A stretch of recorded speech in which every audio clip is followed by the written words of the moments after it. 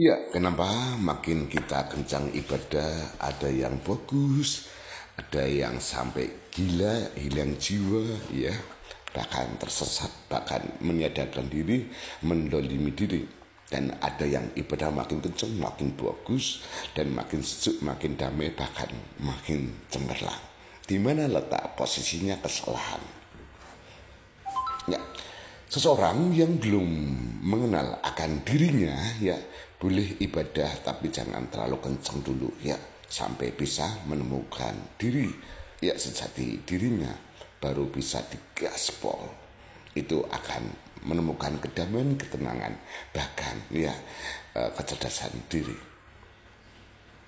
Seseorang yang beribadah hanya melarikan diri, bahkan ibadahnya berdasarkan ego, ya, munafikan, berpura-pura, bahkan pelarian atas ketidaksanggupan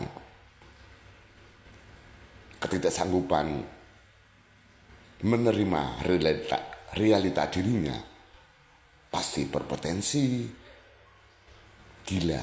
Dia 70-80% pasti gila. Bahkan makin kencang makin cepat gilanya. Kalau makin kencang makin cepat gilanya. Kenapa?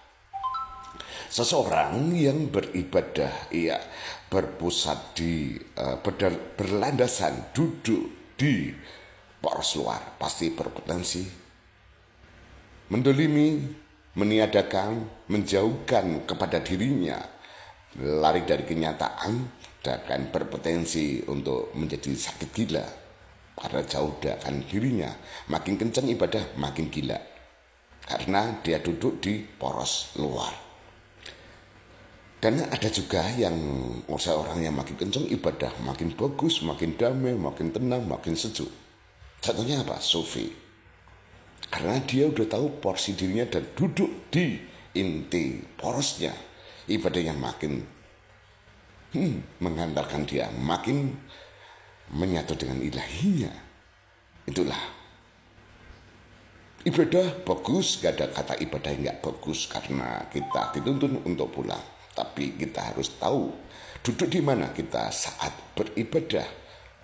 Ya, dari segi kesadarannya, bahkan dari ketubuhannya. Jika tubuh masih di poros luar, jangan harap makin kencang, makin berani, makin getol, ya, tinggal tunggu waktu.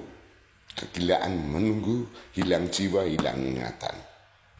Dan observasi ini sudah saya lama mengamati proses-proses seseorang. Ya, boleh ibadah, lakukan ibadah, tapi harus tahu porsi kedudukan, duduk di poros luar atau di dalam inti poros. Itu aja sobat.